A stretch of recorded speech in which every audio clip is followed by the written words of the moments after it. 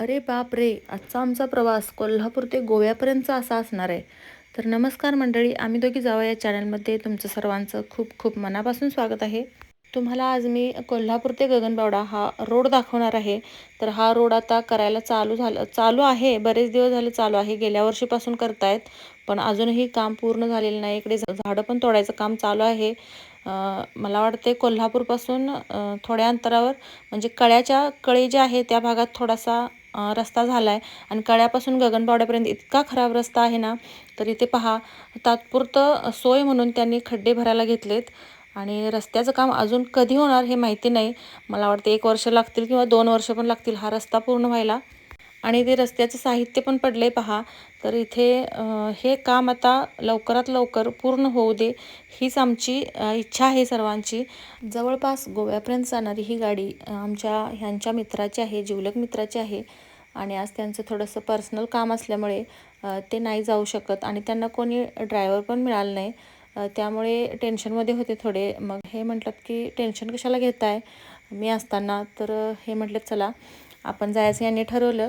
पण यांना सोबत कोण गावलं नव्हतं. म्हणजे एवढ्या लांब जायचं म्हटल्यावर कोणीतरी बरोबर हवं ना. तसं तर तुषारदा रोजच एकटेच जातात आणि एकटेच येतात. पण ह्यांना सवय नाही आहे ना एवढ्या लांब एकटे जायची आणि यांचं काम हे नाही आहे. तर तुषारदांचं कसं त्यांचं रेग्युलर हे कामच आहे, त्यामुळे त्यांना सवय झाली आहे आणि इलाज पण नाही आहे, त्यामुळे त्यांना ते करावंच लागतं. तर मैत्रिणींनो, ही शाळा पहा, आसरळची शाळा आहे आणि इथे शाळेच्या पटांगणात किती पाणी साचले. आणि इकडे रस्ता पहा, हा रस्ता आहे कळ्यापासून गगनबावड्यापर्यंतचा. तर असा पूर्ण सगळा रस्ता खराब झाला आहे आणि वाहतूक करताना खूप दमछाक होते लोकांची आणि खूप त्रास होतो. गाडीच्या 25-30च्या स्पीडने आम्ही डी वाय पाटील कारखान्याजवळ पोचलो पहा. खूप वेळ झाला. 2 तास, जवळपास 2 तास लागले आम्हाला तिथंपर्यंत जायला. तर डी वाय पाटील कारखान्याच्या बरोबर समोर एक छोटासा रस्ता आहे पहा, इथून आत जायला.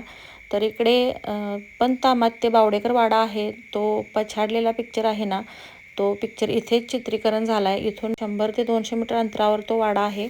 तर गाडीतून 2 मिनटं खाली उतरून म्हटलं तुम्हाला दाखवावं की हा वाडा इथे आहे. आणि बऱ्याच ताईंना माहिती पण नसेल की इकडचा रस्ता कधी आल्या पण नसतील आणि बऱ्याच ते आल्यासुद्धा असतील. आमचा हा कायमचा रूट आहे. आम्ही कुठे फिरायला जायचं झालं तर आम्ही इकडे कोकणातच तर येतो. मैत्रिणींनो, मी आता आले पहा. धुकं पहा इथं केवढा आहे, समोरचं काहीच दिसत नाही. गगनबावड्यात आली आहे मी आणि इकडे पहा, ही कमान दिसते ना, तर ही कमान इथून रस्ता गगनगिरीला जातो, वरती गगनगिरी मठावर.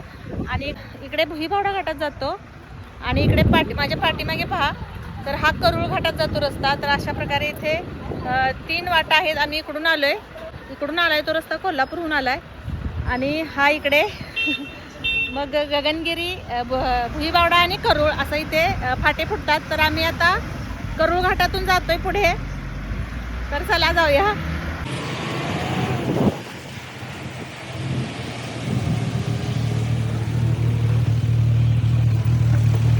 मंडळी, आम्ही आता दुपारचं टायमिंग आहे पहा, 12 वाजलेत आणि एवढं धुकं आहे इथं ना गगनबावड्यात. 12 वाजता आम्ही गगनबावड्यात पोहोचलो आणि इथं ढगात गेल्यासारखं फिलिंग येते. इतकं भारी वाटते ना, तुम्हाला तर सांगू शकत नाही शब्दात मी. इथलं वातावरण काय आहे ते तुम्ही अनुभवू शकता व्हिडिओमधून. तर समोरचं एक 4-5 फुटावरचं अंतरावर सुद्धा दिसत नाही आहे काय, एवढं धुकं पडलंय. चला तर आता पुढे जाऊया. पुढच्या स्टॉपला थांबून तुम्हाला सांगते मी कुठे थांबतोय आम्ही ते. कोणताही घाट असू दे, तो सुरू होताना एखादं तरी मंदिर असतं. तर या करूळ घाटामध्ये महादेवाचं मंदिर सुरुवातीला लागतं आणि मग घाट सुरू होतो. तर तुम्हाला दुसरं घाट जो दाखवला मी भुईबावड्याचा, तिथे गणपतीचं मंदिर आहे आणि इकडे महादेवाचं मंदिर आहे. घाटात सुद्धा आम्ही 2च मिनटं गाडीतून उतरलो होतो. तर थोडंसं तिथलं वातावरण अनुभवावं म्हणून थोडंसं उतरलो होतो आणि तुम्हाला पण दाखवावं. तर इथे पहा, खाली दरी आहे, खूप मोठी दरी आहे आणि खालचं काहीही दिसत नाही. आणि हा ट्रक, मालाने भरलेला ट्रक, वर येताना चढताना खूप लोड घेतो आहे, अजिबात वरती जात नाही. म्हणजे त्या ड्रायव्हरचा जीव मुठीत घेऊन ते ड्रायव्हर अवजड वाहनं अशी चालवत असतात. तर या करूळ घाटातलं वातावरण पहा आणि धुकं पहा, डोंगर पहा, इतकं निसर्गरम्य वातावरण आहे. मन अगदी प्रसन्न करून टाकतं, वाटतं तिथेच थांबावं. आणि फक्त फोटो काढत बसावं, व्हिडिओ करत बसावं असंच वाटतं तिथे गेल्यावर. मला वाटतं आमच्या भागातली लोकं आहेत ना, म्हणजे कोल्हापूर साईडची, ती सगळी फिरायला जाताना कोकणातच जातात. आमच्यावरूनच सांगते आम्ही, कारण आमच्या घरातसुद्धा सगळ्यांना कोकणात जायलाच आवडतं. आणि माझा हा व्हिडिओ कोण बाहेरचे, म्हणजे कोल्हापूर सोडून बाहेरचे कोण बघतायत त्यांनी मला कमेंट करून सांगायचं आहे की तुम्ही कधी या ठिकाणी, म्हणजे या घाटातून किंवा गोवा साईडला कधी असं फिरायला गेला आहे का? तर घाट संपल्यानंतर करूळ चेकपोस्ट लागतं. तिथे सगळ्या गाड्या चेकिंग करूनच सोडतात. कोणतीही फोर व्हीलर असू दे, तिथे चेक करूनच सोडतात.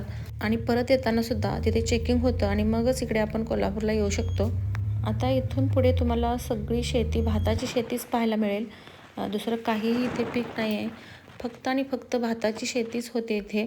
कारण उन्हाळ्यात इकडे पाणी नसतं. आपल्याकडे कसं 12 महिने वाहणाऱ्या नद्या असतात, पण इकडे उन्हाळ्यात पाणी मिळत नाही. म्हणून फक्त पावसाळी भाताचंच पीक घेतात इकडे.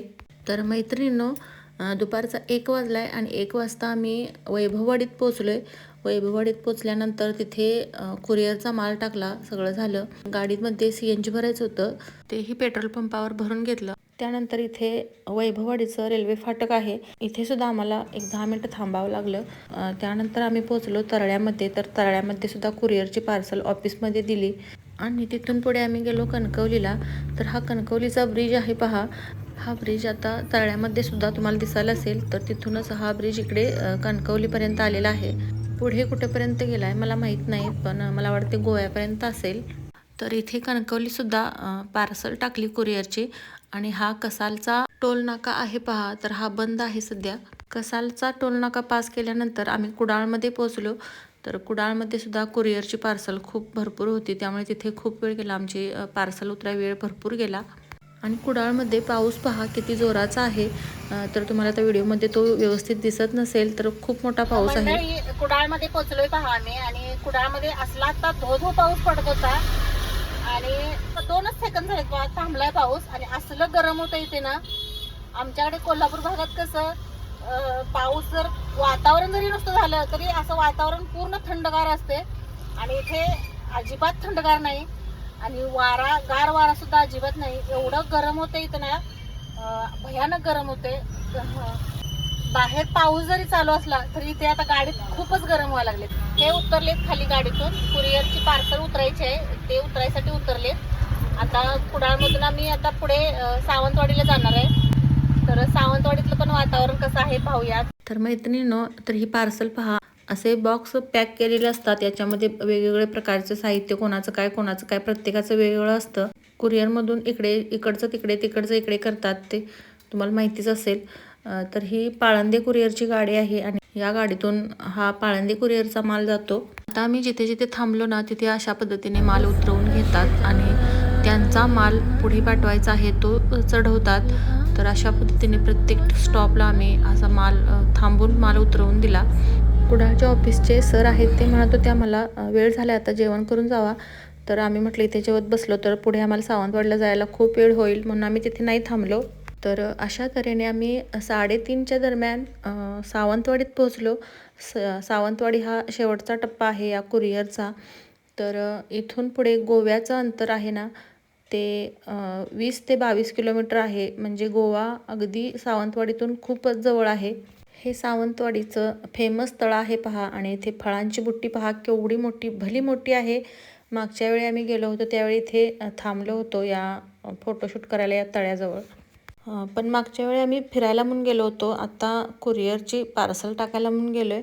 तर अशा पद्धतीने शेवटच्या टप्प्यावरती, म्हणजे शेवटचं ऑफिस पाळंदे कुरिअरचं सावंतवाडीतलं. तर इथे आम्ही पोचलो 3:30 वाजता. इथे सगळी कोल्हापूरची पार्सल यांनी उतरून घेतली आणि आम्ही आमची गाडी तिथेच लावली. आणि ज्या कुरिअरच्या ऑफिसमधल्या मॅडम आहेत, त्या मॅडमची गाडी 2 व्हीलर घेऊन आम्ही हॉटेलला जेवायला गेलो. बसून आलो होतो, फक्त बसून सकाळी खाल्लेलं अजिबात जिरलं नव्हतं, म्हणून म्हटलं त्यांना एकच ताट घेऊया दोघांमध्ये. आणि एक फक्त आमटीची वाटी घेतली आणि एक चपाती एक्स्ट्रा घेतली आणि आम्ही ते दोघांनी खाल्लं.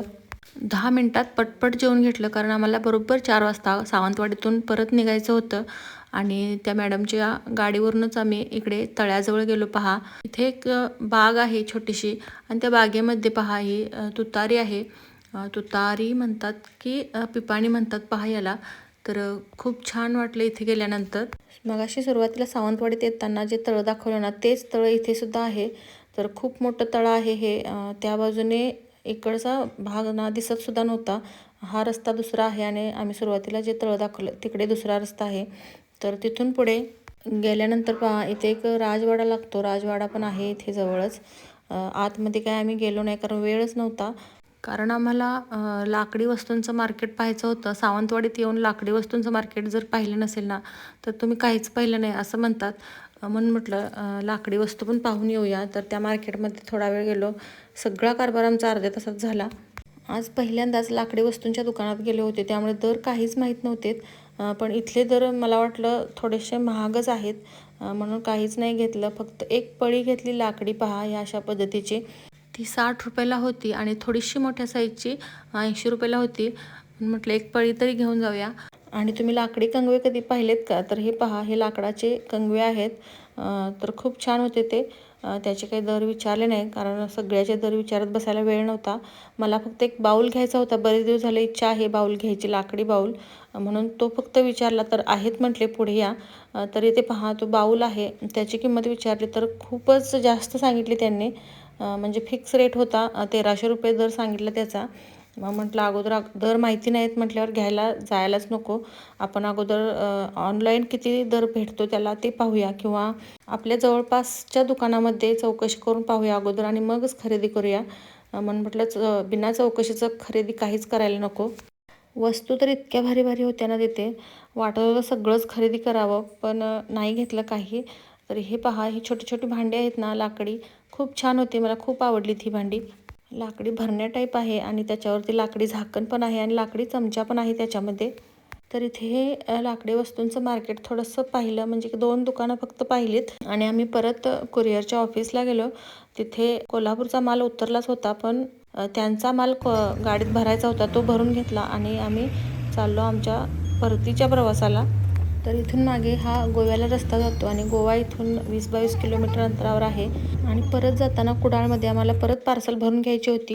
ही जी व्यक्ती बाहेर उभी आहे ना, तर ती कुडाळची. इथे आमचं हे येतात त्यावेळी प्रत्येक वेळी ही भेटते त्यांना. यांना ऐकायला पण काही येत नाही आणि बोलता पण येत नाही.